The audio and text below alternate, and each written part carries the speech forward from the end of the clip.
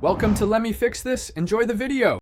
You start by choosing a clean reference frame and locking playback at full resolution. This gives you a consistent target.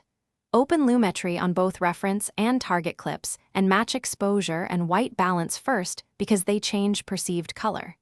Use the scopes, waveform for luminance and vector scope for skin tones, so you can see differences numerically.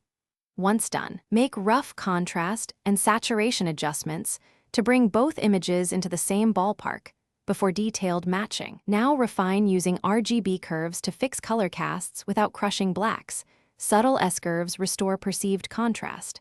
Apply hue versus saturation to tame a dominant tint and hue versus hue for small corrective shifts.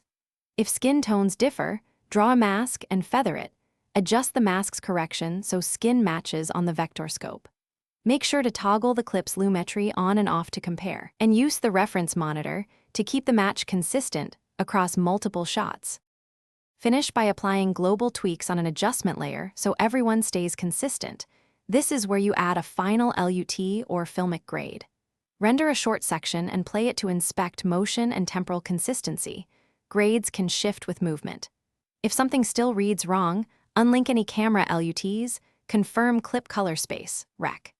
709 versus log, and reset problematic nodes before retrying. Often restoring default input, transforms fixes stubborn color shifts quickly. Thanks for watching. If you found this helpful, don't forget to like and subscribe.